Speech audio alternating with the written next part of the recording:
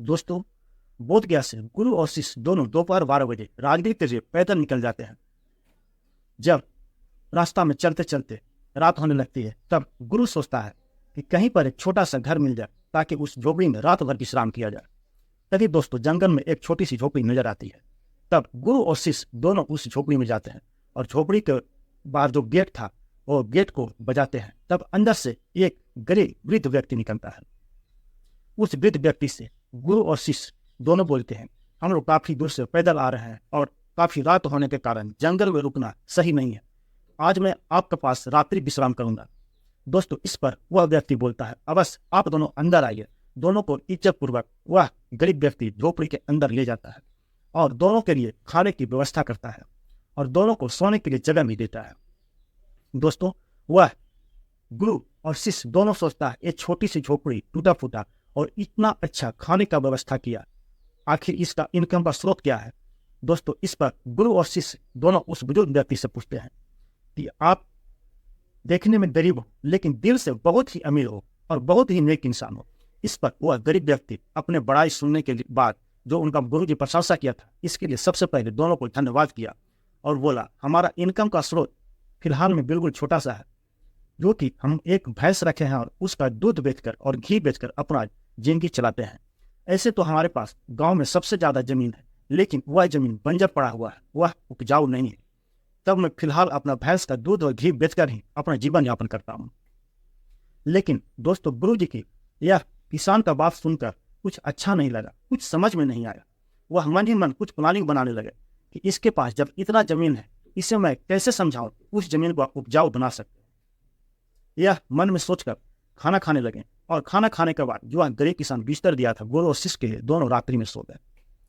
दोस्तों, जैसे ही आधा रात बीतता है तो गुरु अपने शिष्य को जगाते हैं और बोलते हैं, चलो अभी हम दोनों को यहाँ से चलना होगा। दोस्तों, गुरु और शिष्य बगैर वह किसान को जगाए, बगैर बताए, दोनों चुपचाप झोपड़ी से निकलते हैं और वहां से चल देते हैं। जाते जाते वह किसान का जो भैंस था उसे भी साथ में लेकर चल देते हैं। दोस्तों, इस पर शिष्य गुरु जी को बताता है कि गुरु जी, इसके पास यही एक कमाने का साधन है जिससे अपना पेट पालता है और इसने तो हमें बहुत ही इज्जत किया, खाना दिया, रहने के लिए जगह दिया, फिर इसका भैंस क्यों लेकर जा रहा है।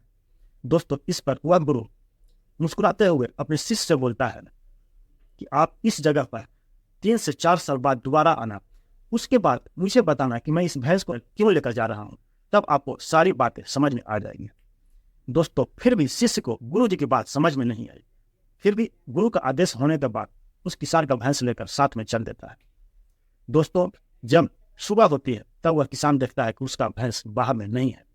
तब उसे यह नहीं पता चलता है कि हमारा भैंस गुरु और शिष्य जो आया था रुकने के लिए वह लेकर गया है। वह सोचता है कहीं और चला गया होगा, उसे कुछ पता नहीं चलता है कि कहाँ गया।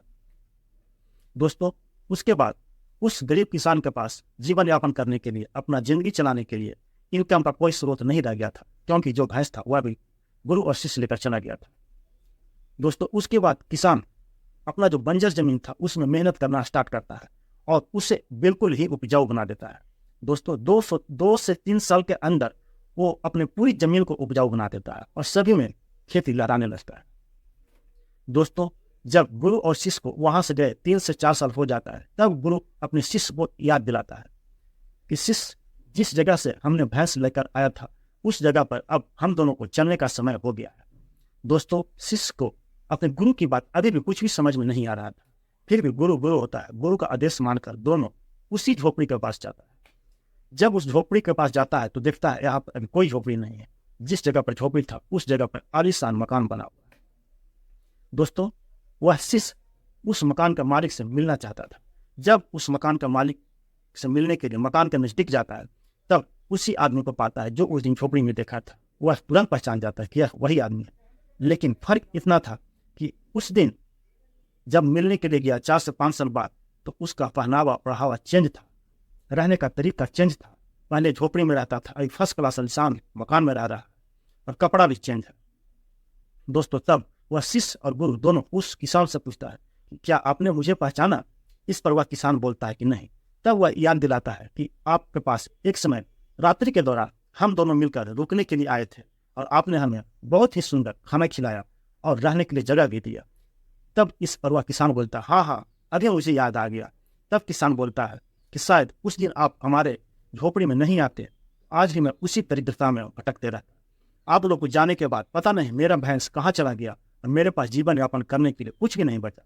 तब मैं अपने बंजर जमीन में अपना मेहनत करके उस बंजर जमीन को उपजाऊ जमीन बनाया। तो आज मैं इस गांव का सबसे बड़ा जमींदार हूँ। दोस्तों, इस पर वह गुरु अपने शिष्य से पूछता है कि शिष्य, अब क्या कुछ अभी भी समझ में आया या अभी भी तेरा दिमाग में समझ में नहीं आ रहा है कि मैं इसका भैंस क्यों लेकर गया था? तब शिष्य को गुरु की सारी बातें समझ में आ जाती है। दोस्तों, जब हम लोग भी स्कूल में पढ़ा करते थे तब गुरु हम लोग को पिटाई करता था। उस टाइम हम लोग को बुरा लगता था, ये बेवजह पिटाई कर रहा है। लेकिन गुरु के द्वारा लिया गया निर्णय थोड़ा कड़वा होता है, लेकिन एक शिष्य के लिए भलाई साबित होता है। गुरु के द्वारा जो भी निर्णय लिया जाता है उसे शिष्य को पालन करना चाहिए। दोस्तों, आज मेरी यह कहानी आप लोग को कैसी लगी आप जरूर बताना और एक सुंदर सा कमेंट्स जरूर करना। आप लोग के लिए मैं अगली वीडियो में एक नई और अच्छी कहानी लेकर मिलता हूँ।